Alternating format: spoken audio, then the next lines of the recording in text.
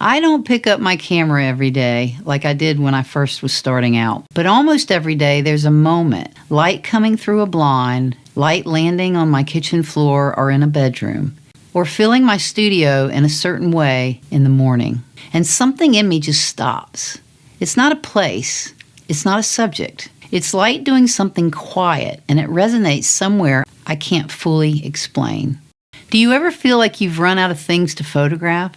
I used to think that too, until I realized the most extraordinary photos aren't hiding somewhere far away. They're hiding in the most ordinary places you already are. You just have to know how to look. You just have to know how to see them. Here's the thing that took me years to understand about why I picked up my camera in the first place.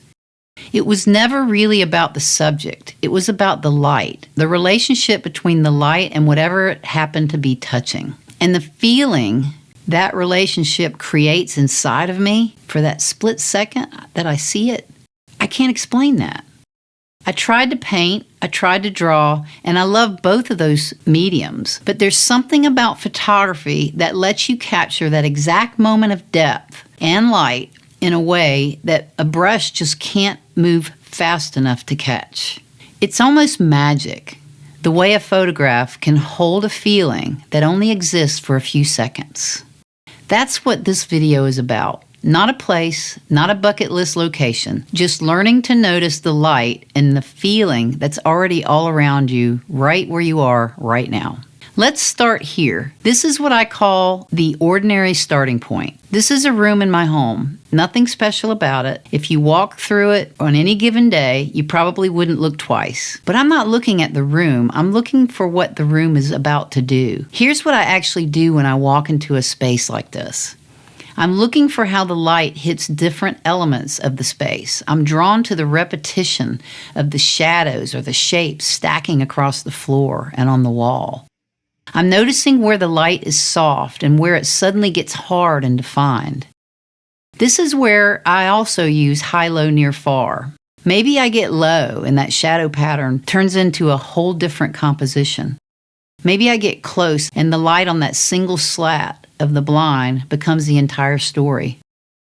None of this requires a special location. It requires slowing down enough to actually look, to actually see. Here's something worth trying today. Walk into any room in your house and give yourself 2 full minutes before you touch a camera. Just look. Notice where the light is doing something. That's it. That's the whole exercise. The next part is something I talked about in my recent travel video with the trams in Lisbon, but it applies as much right here at home. If Lisbon is about waiting for a moving subject to hit the exact right spot, you pre-focus, you set the exposure, and you wait because you only get 1 clean second before it passes. At home, it's not a tram. It's the light itself that's moving. That afternoon beam on my floor in my bedroom or my kitchen isn't there long. 15, maybe 20 if you're lucky, and then it's gone. Shift somewhere else entirely, so the same principle applies. Know your composition ahead of time, have your settings ready, and be there before the light arrives, not after. You don't chase this kind of shot, you wait for it, prepared. Pick one spot in your house where you've noticed light doing something beautiful. Set up before it happens tomorrow. Don't chase it, let it come to you. Every space offers you at least 2 different ways of seeing. The only thing that changes in a room is the light that you waited for. If you learn how to truly see that, the light will finish the composition for you. That's the whole idea. The extraordinary was never somewhere else. It was already there, in or around your home. It just needed a few quiet minutes and the right moment of light to become visible.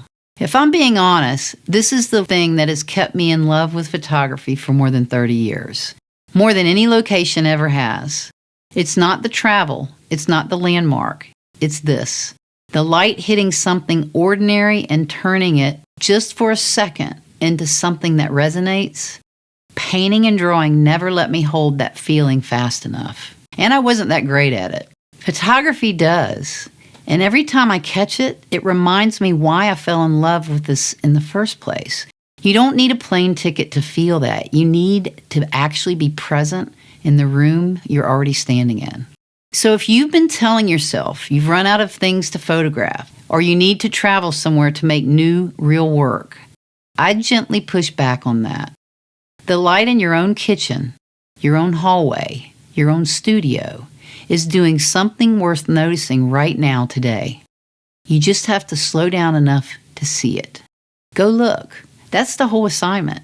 If you try this, I'd love to know what you find. Drop me a photo or let me know what caught your eye in the comments. I have a free guide, How to Find the Shot That Nobody Else Takes. The link's below, and I'll also put it in the comments. That's my way of saying thank you, just because you're here. Thanks for spending this time with me, and I'll see you next week.